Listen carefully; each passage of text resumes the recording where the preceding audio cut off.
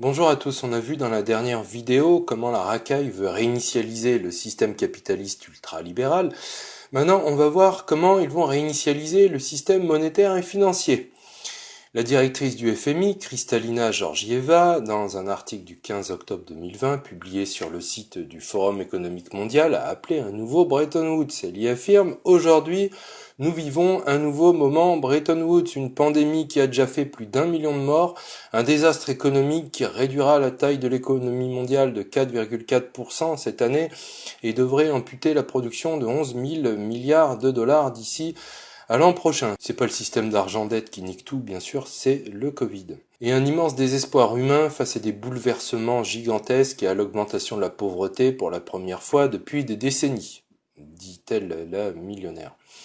Nous devons saisir l'occasion que présente ce nouveau moment Bretton Woods. En fait, elle fait référence aux accords économiques du 22 juillet 1944 qui ont été initiés et organisés par les États-Unis pour remodeler le système monétaire international et ainsi qui ont consacré la vision américaine de façon Wall Street avec le rôle majeur du dollar au détriment de la vision anglaise de la City avec Keynes, leur porte-parole, qui lui prônait le Bancor, monnaie mondiale au cours indexé de manière évolutive sur les monnaies des différents pays en fonction de leur part dans le commerce international, le tout régulé par une union internationale de compensation, mais ce Bancor a été recalé.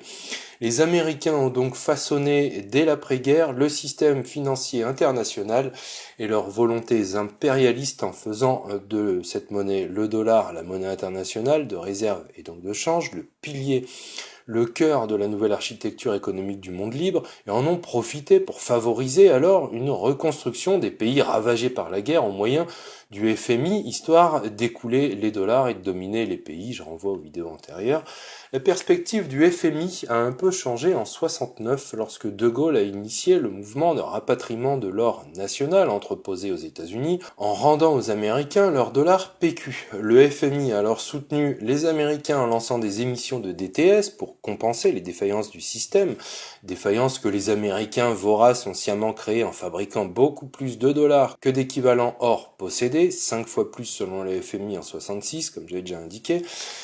Mais avec la décision des Anglais de faire comme De Gaulle, c'était un beau zugzwang de la part de la City, les Américains qui n'avaient plus le choix que de se plier à la vision du Bancor, ont néanmoins pu sauver ce système fondé sur le dollar avec une mesure radicale en découplant le dollar de l'or. Fini la convertibilité, c'était le plus gros défaut de paiement de l'histoire, modifiant le système de change qui est devenu flottant. Donc c'était la libéralisation des taux de change. Puis dans les années 70, la finance apatride a imposé aux États la libéralisation des taux d'intérêt en niquant le pouvoir de création monétaire poussé par la Banque des règlements internationaux. Et les traîtres nationaux à aller quémander leur pognon sur les marchés, au lieu de faire de l'argent soi-même et de générer de la pseudo-inflation, ça a généré de la spéculation sans fin, qui aspire le pognon et qui laisse l'économie réelle encore asphyxiée aujourd'hui.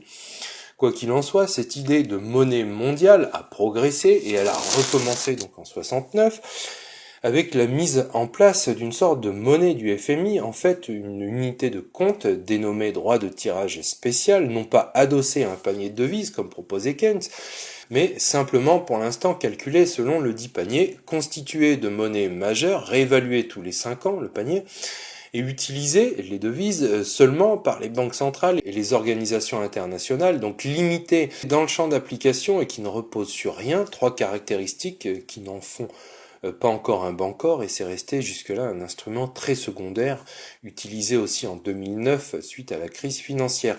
Cette idée de monnaie mondiale gagne constamment du terrain car les objectifs politiques des États-Unis, en tant qu'émetteurs de la principale monnaie de réserve du monde, ne sont pas compatibles avec la stabilité globale du système. C'est évident, et la racaille apatride prépare le terrain depuis longtemps pour arriver à faire rajouter ces 3 caractéristiques au DTS du FMI qui constitue donc le caractère mondial de cette monnaie. Ils prévoyaient arriver à leur fin 2018.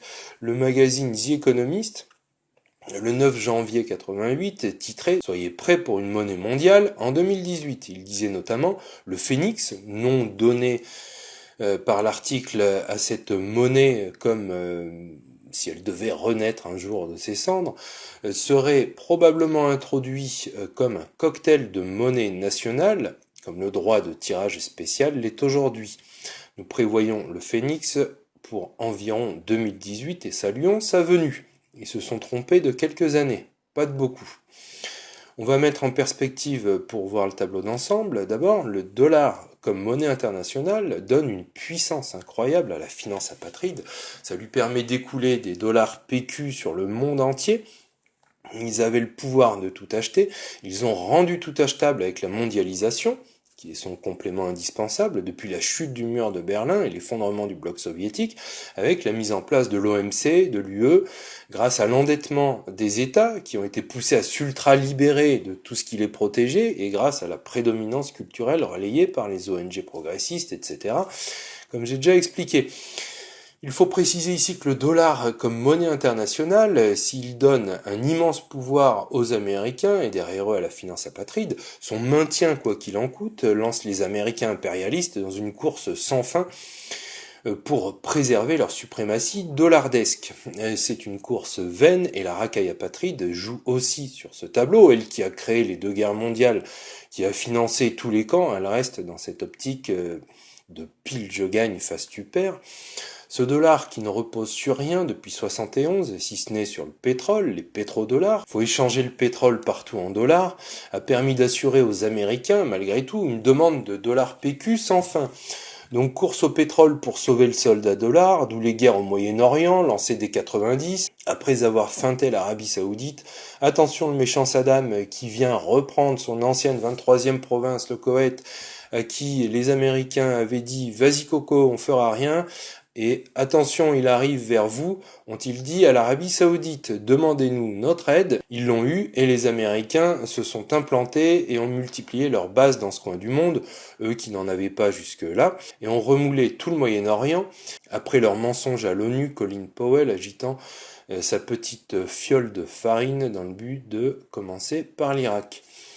Dans cette course folle pour maintenir la suprématie dollardesque, on a également, de la part des Américains, l'utilisation sans vergogne de leur loi d'extraterritorialité, avec cette idée dérivée de la mentalité américaine suprémaciste de sauveur du monde. Nous, sauveurs, justiciers, shérifs du monde, nous luttons contre la corruption.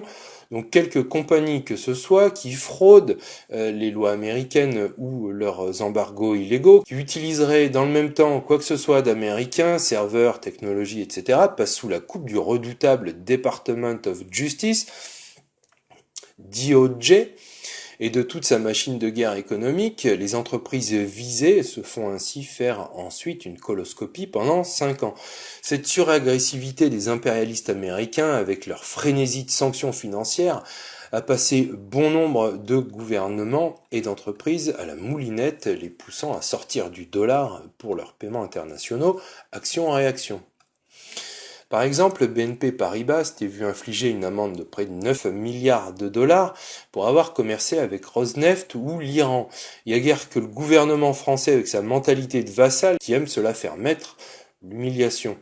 On a aussi l'utilisation de pressions politiques et diplomatiques par les organisations internationales ou par les ONG. Je rappelle, l'UE, c'est une sorte de con invité à un dîner alors que c'est lui qui est au menu. Écoute mondiale, interception, etc., avec le réseau échelon et autres machins, etc., et encore, etc. Autre fait, le système d'argent-dette mondialisé spéculateur a généré la crise de 2008 grâce à la Fed, toujours là pour remonter les taux après les avoir baissés, pour foutre la merde comme elle a fait en 29 ou en 2000.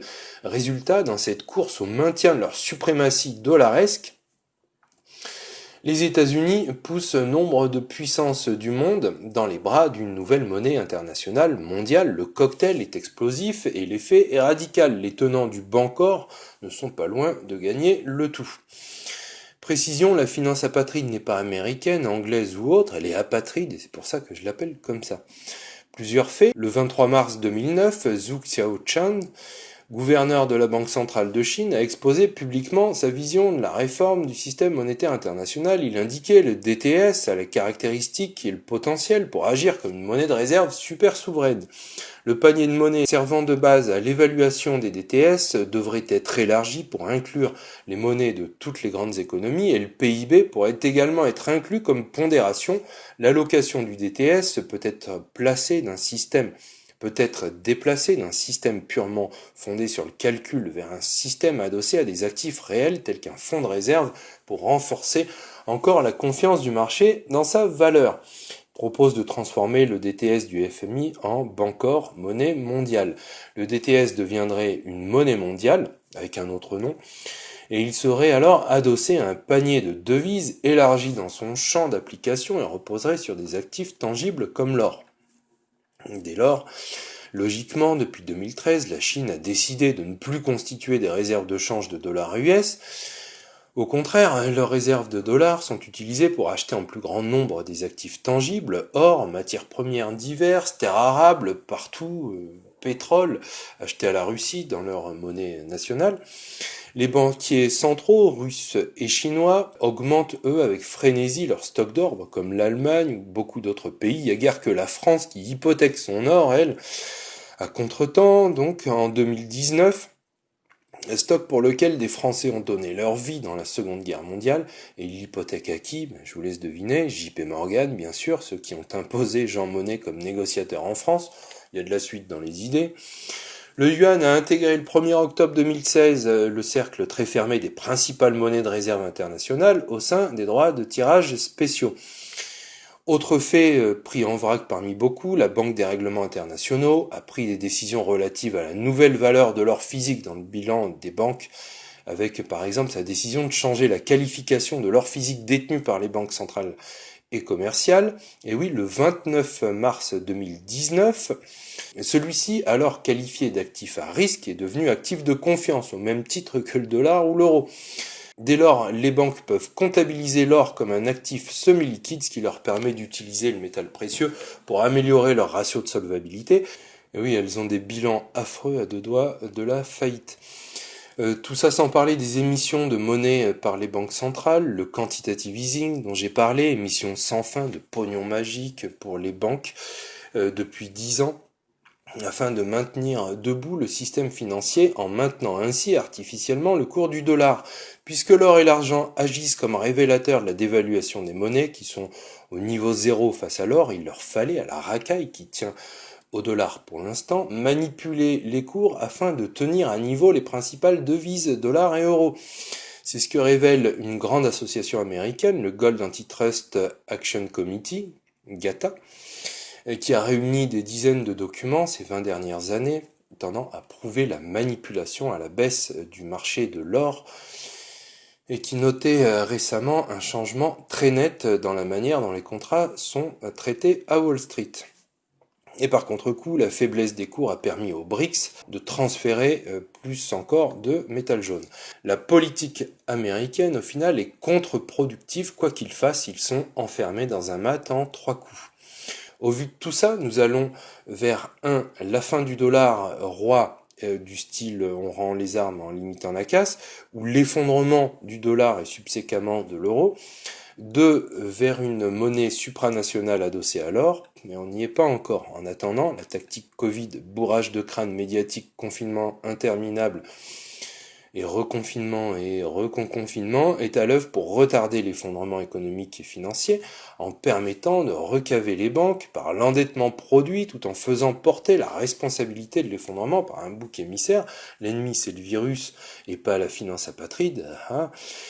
Contrôler les populations et imposer des changements radicaux et durables dans nos modes de vie. Au moment venu, donc, le pouce va se baisser pour la mise à mort.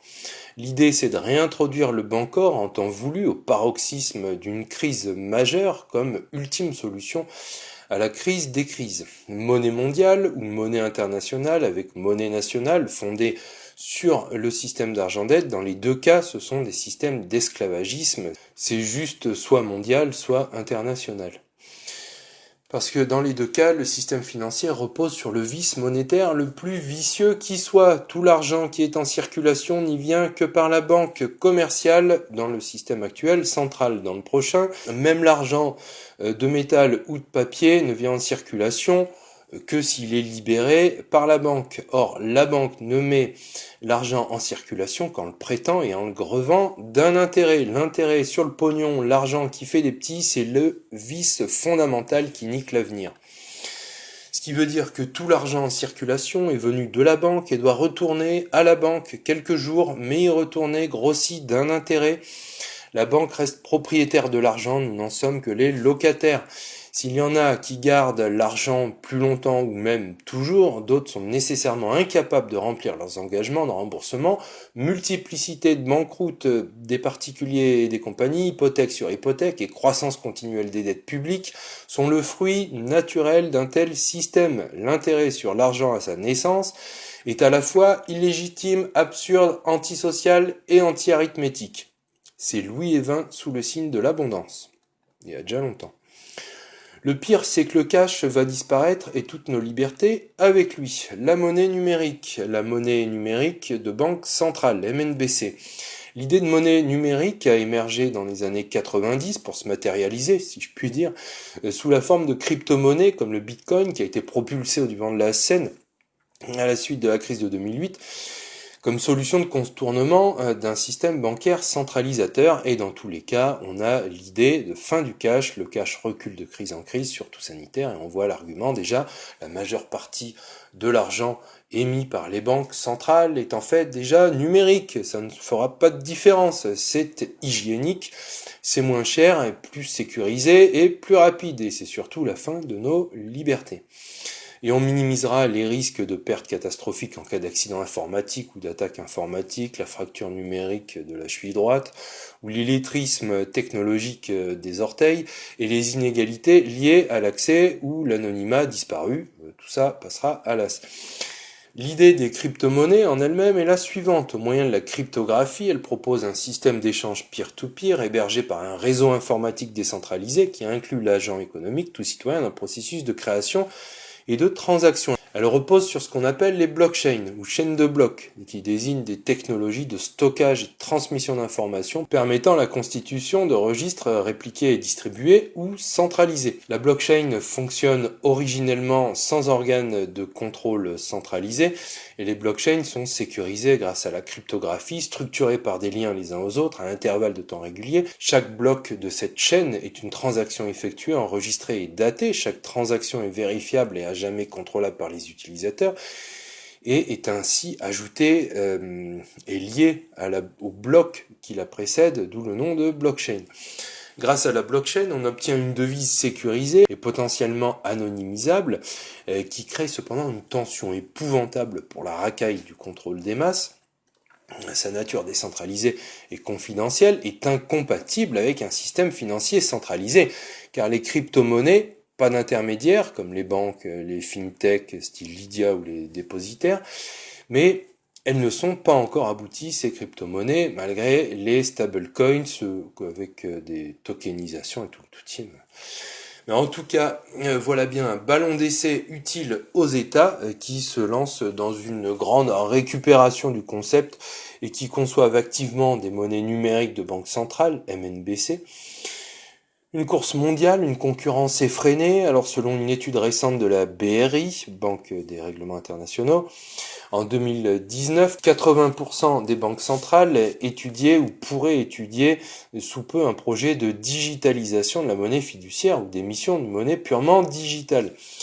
Le think tank Degen publie en septembre 2020 un rapport décrivant les tendances géopolitiques des MNBC. Il y est écrit que d'ici 2030, 3 à 5 pays du monde pourraient développer leur propre monnaie numérique, remplaçant les devises nationales. Il souligne aussi les progrès réalisés par la Suède dans le développement du e-krona, qui s'inscrit dans son projet à long terme de suppression du cash.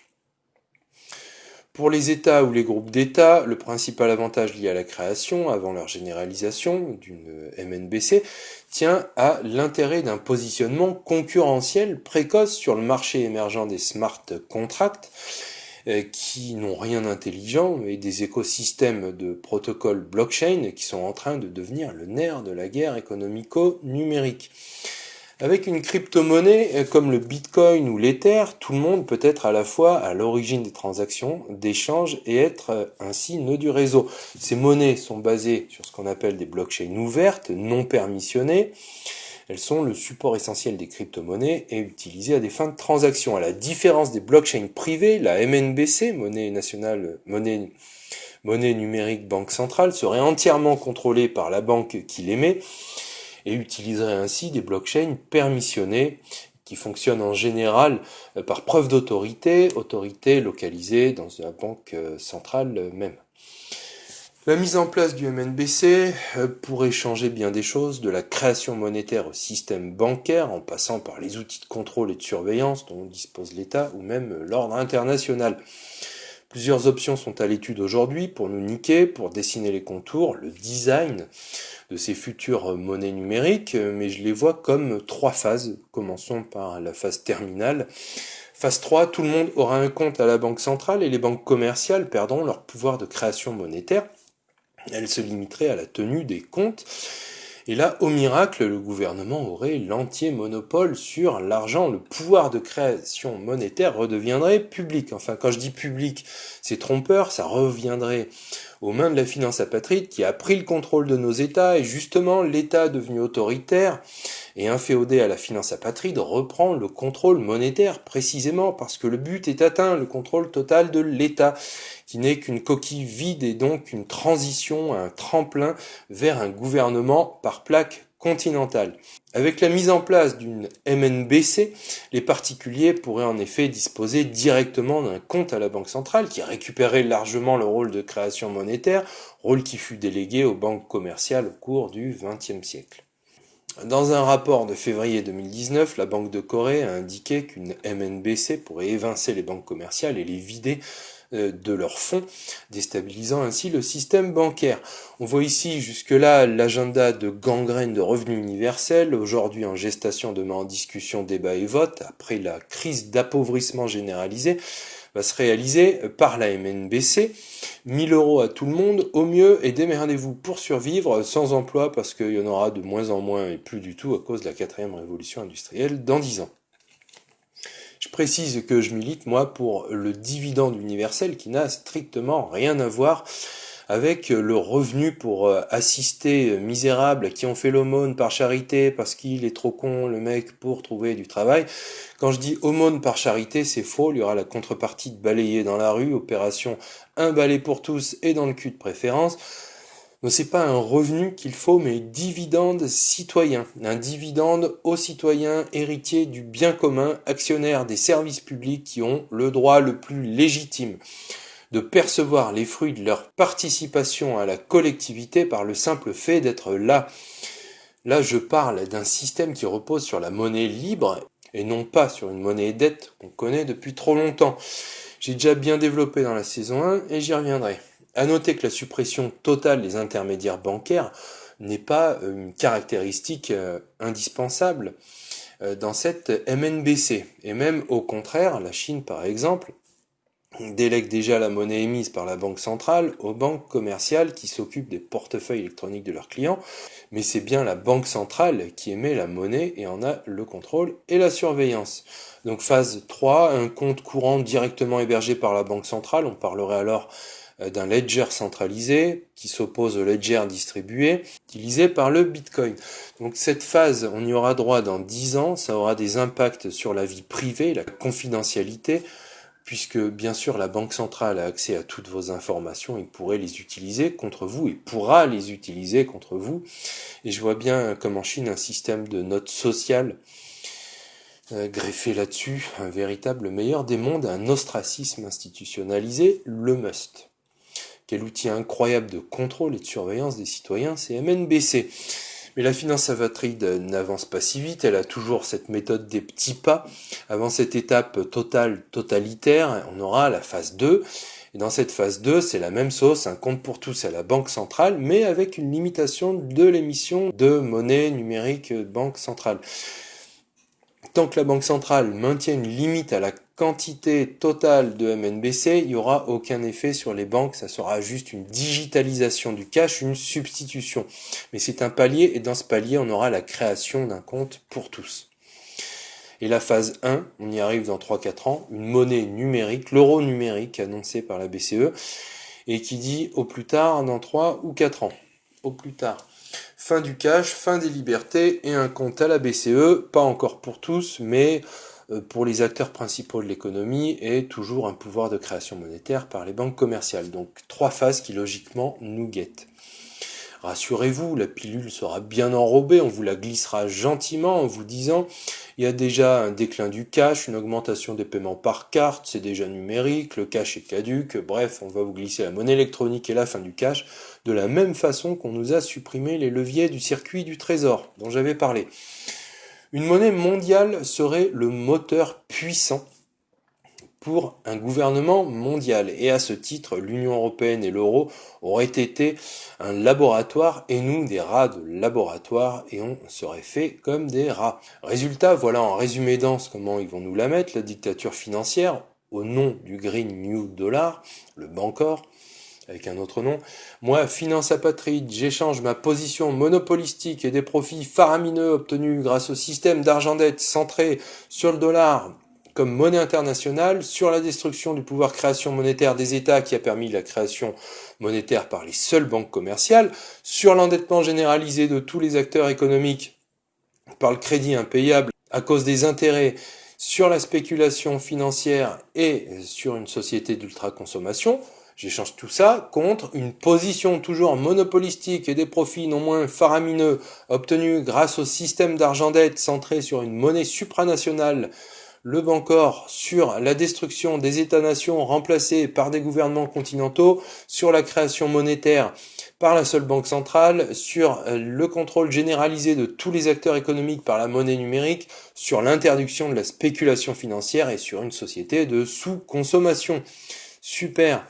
Ce passage nécessite la transformation du système d'argent-dette fondé sur le dollar, comme monnaie internationale avec encore du cash, en système d'argent-dette fondé sur une monnaie mondiale numérique, et ce sera un formidable levier pour avoir un gouvernement mondial. La patience des mondialistes appelés de ses vœux déjà par Churchill en 1948 sera enfin récompensée. À moins que, la conclusion une autre fois, merci de votre écoute, à bientôt.